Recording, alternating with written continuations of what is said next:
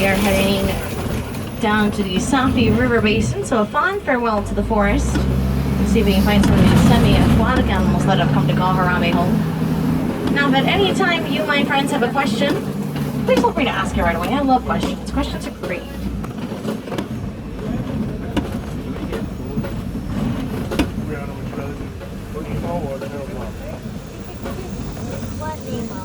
And the river to the right. A little hard to see. We should get better looks as we go along. Those are Nile hippopotamus sleeping in the water.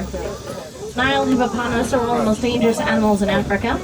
This is because, make sure we're seated, friends, they're territorial. Being territorial makes them extremely aggressive. So even though they are plant eaters, they will eliminate things that come into the river that they don't like.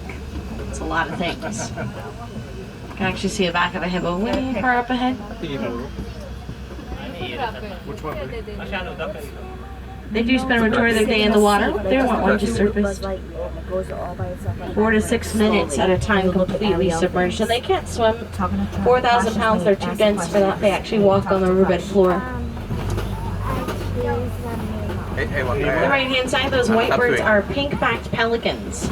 Getting their name because during mating season, or actually all the time, they have a pale pink back. They like to live in pods of 20 to 500 mated pairs. Actually counting individual birds, about 40 to 1,000. It's a lot of birds. I actually see a pair of hippos, including a baby there at the bottom of the river. They're walking. Make sure you're seated, friends. Well, let's see what's waiting just around the river, shall we? They have mission statements, so you guys get Nemo. What? Look to see, look to see. If you're with your friends, Go on, canapé, go on, canapé. Look at the hippo here. See him play? To the left-hand side, Nile crocodiles. Largest of the crocodilians in Africa. Getting up to 20 feet long and weighing up to 500 pounds. They can consume their entire body weight in a single meal, but don't typically eat every day. It's actually about once a week. And if food is scarce, they can go several months without eating altogether. So I think it's pretty impressive, actually.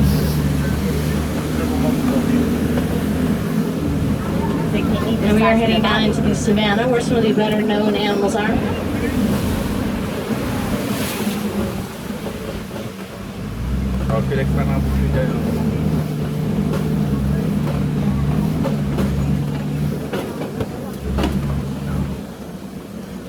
Ooh, a marker of the savannah to the right hand side. A baobab tree. Baobab trees are also called trees of life because they store life-giving water in their trunks. They remain leafless like that about 9 months out of the year actually to help them store more water.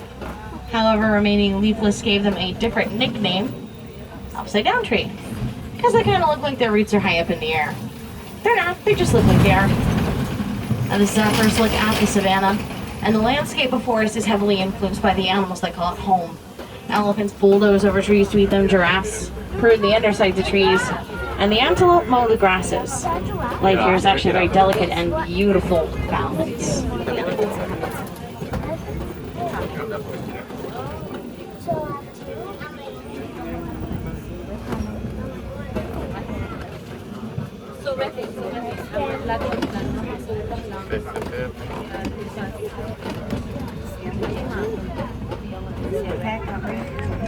Those small giraffe calves aren't so small actually. They stand about 6 feet tall when they're born. They're Maasai calves. Maasai giraffes are the tallest animals in the world, reaching heights of 18 to 20 feet tall.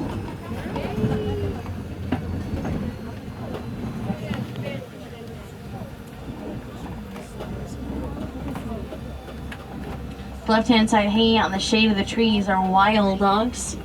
Wild dogs are also called painted dogs because their coats look like they have been painted on. They're one of the most successful predators on the savannah. Their success lies in the fact that they hunt in large packs, have a wide range of vocalizations. They are more successful than any of the big cats. And we call them wild dogs, and they are in the canine family. They're actually a subset of canines called canidids. See them lying under the tree? Canidids are actually more closely related to foxes than anything else. So left-hand side, the chestnut-colored animals are sable antelope. They're the emblem of Harambe Wildlife Reserve. Male and female all species have horns which curve backwards. It's to deter lions and other predators from jumping onto their backs.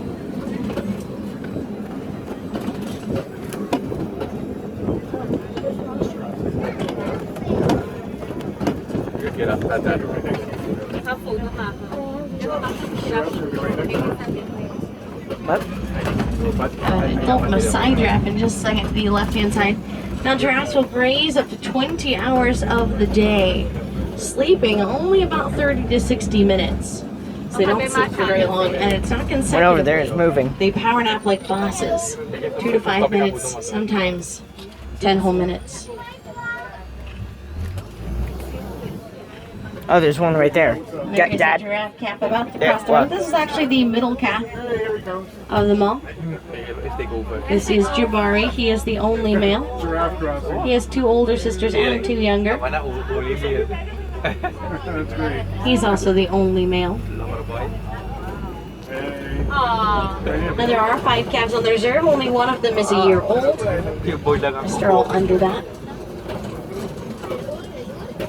Buat kita ano? Boy doon ako kayo.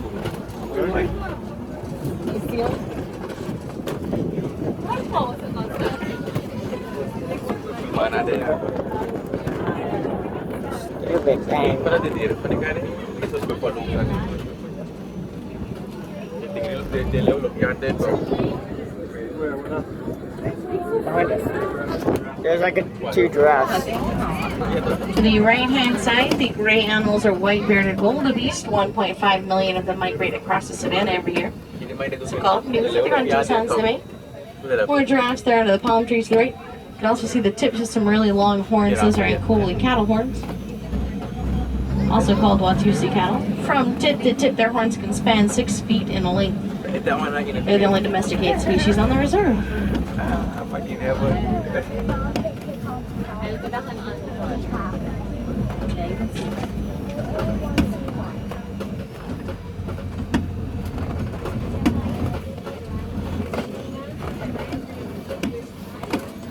Like, look at those giraffes and the cattle. Untuk ni, ya. Ni untuk orang. Dia tu. Selama ni dia contoh. Aduh. Now we are heading into elephant country. Elephant kawat sini.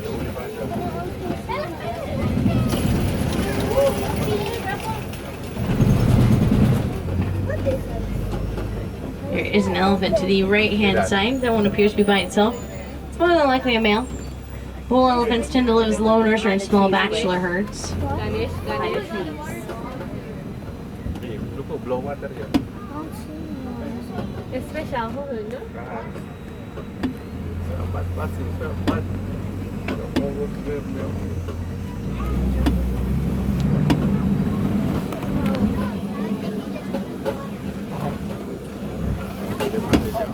Odd.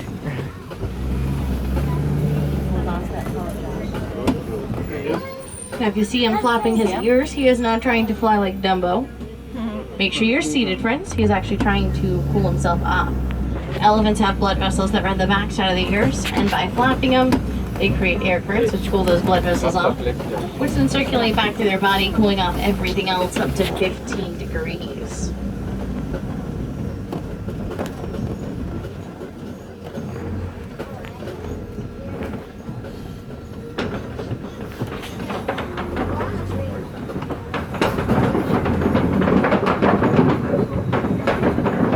Didn't even have a fast pass.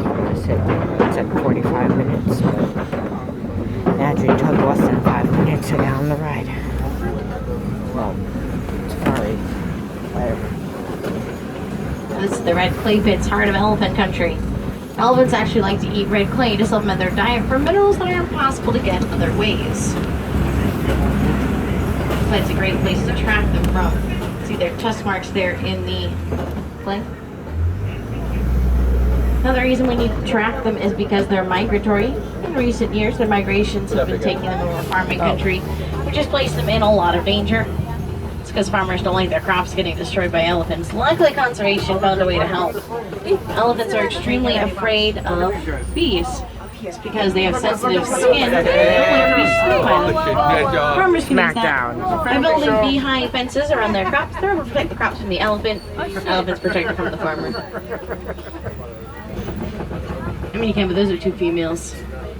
Males, again, live by themselves, so. It's actually a really good thing to see those kinds of behaviors since they are such a critically endangered species. It is actually estimated that within the next 40 years they won't even exist on the planet, so.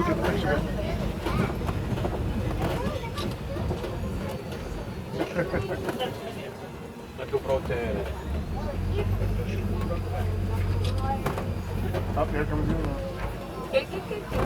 Are you gonna play without me? Now the one with the shorter tusks is actually the younger female of this herd. You know, it's just so easy to see. She's got little vampire bangs. Some solid elk.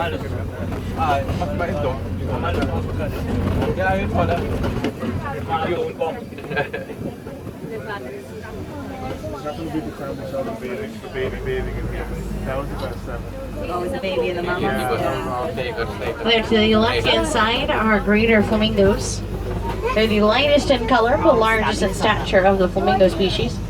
Getting their pink coloration from consuming of sea amounts of beta-carotene inside of brine shrimp.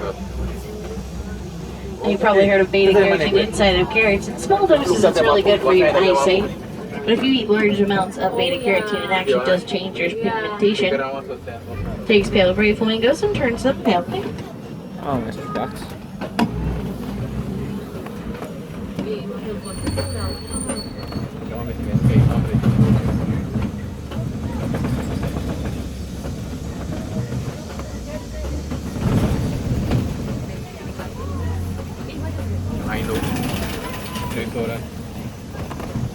There to the left-hand side, those are white rhinos.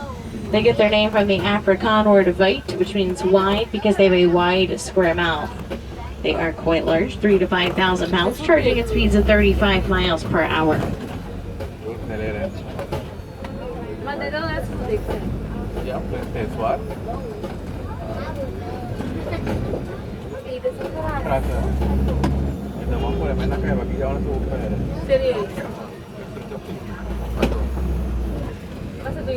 Now look at white rhinos there hiding in the trees. They look a little orange just from rolling in that wallow to the left. It's called mud holes, wallows.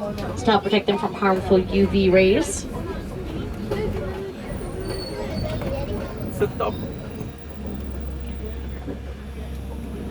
Now their horns, like black rhinos and like our fingernails and hair, are made out of keratin.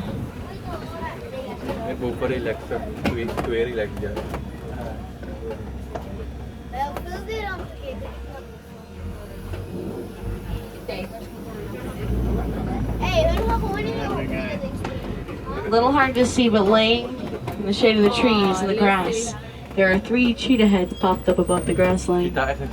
Cheetah are the fastest land animal, reaching speeds of 65 to 70 miles per hour. Speed would be nice, I'd make them formidable predators. Make sure we stay seated, friends. Oh, jeez. But they are built for speed and agility, so they're often run off from their prey by the more powerful predators. A couple more cheetah to the left-hand side, just before that tree stump there.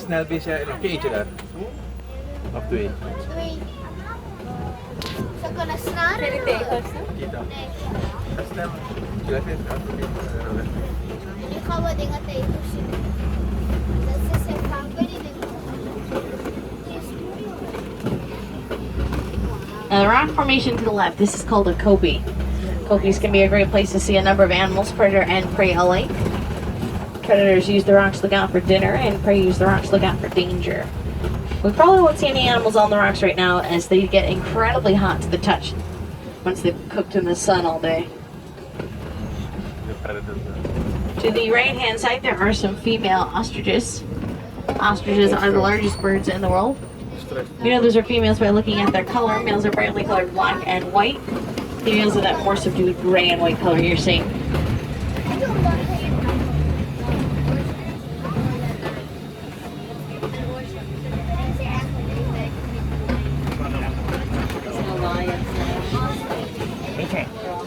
It's on AJ Street. Yep. Large burrows usually means large burrowers. There is a warthog, not far back burrow.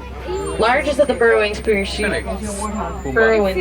though they don't necessarily stay in their own burrow. Pumbaa. They steal everybody else's. Very light and graceful on their feet, prone to running about wildly with their tails held high in the air. Much like our friend Pumbaa in The Lion King. Big Bob. Another look at those ostriches to the right-hand side. Incredibly fast. Wings do not carry them through the sky, though, so they are flightless. Do act as like a rudder when they're running on the lane to help steer them as they run. The animals with the horns are Bontebok, a lesser athletic species of antelope. The eggs under the tree are ostrich eggs. One of those eggs weighs as much as 2 dozen chicken eggs. A grown person could stand on them and they wouldn't break. It's because they have to be able to handle the weight of the ostrich, and the ostrich is big. Now, for those of you who do not go to the grocery stores like Uber Heads and put your eggs on scales, it's 3.5 pounds. I did it for you. You're welcome. I was curious. Now we are saying so long to the savannah, heading into Magadi Glen. It's my favorite place in the reserve, actually, because it's really pretty.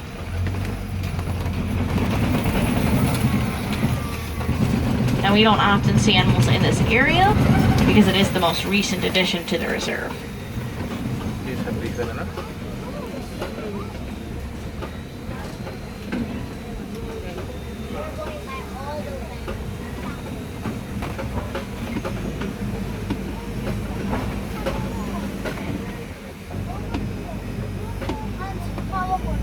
Now the Harambe Wildlife Reserve, like other reserves in Africa, works to protect animals and engage people in conservation. You can be a part of this by going to the Disney Conservation Fund and supporting it, or by supporting other organizations like it, which work to ensure the future of wildlife and wild places, which is extremely important. Talk to Cass and Food and Beverage and Merchandise. They will be able to assist you in donating. If you would like to see some more animals today, you can head over to Gorilla Falls Trail here in Africa, or the Maharaja Jungle Trek in Asia. Both are great places to see a number of animals. Now they do close at 6 today, 6 p.m. So make sure you are planning your day accordingly so you do not miss them. Gorilla Falls is home to some pretty awesome animals: western Malay gorillas, golden weaver birds, naked mole rats. Dun, dun, dun. It's a naked mole rat. Okay, Impossible Trans 10 4. Okay, over on the Maharaja Jungle Trek, you have the top chance to see Sumatran tigers, black buck antelope, and Komodo dragons. Don't miss your opportunity to check all those animals out. They are awesome. Now, going out on safari builds up a mighty hunger. So, if you're looking to try some of the flavors of Africa, I recommend Tusker House in Harambe Village. It's delish. But if you've got a sweet tooth like myself, Tamu Tamu is the place to go. They have a Dole Whip that is absolutely phenomenal. And for grown-ups on board, they make it grown-up style. Listen, we all know sometimes you need that. But they're both in Harambe Village as well. When you say something in Swahili twice, it means very plus whatever that word is. So like, Tamu Tamu is very sweet. Poli Poli would be very slowly. Now we are approaching this dock, which means our time together has ended. And I'm not big on goodbyes. They're really sad and really final. I actually prefer to say kwaherini. Kwaherini in Swahili means to go well. So to all of you, my new friends, my new conservation warriors, kwaherini!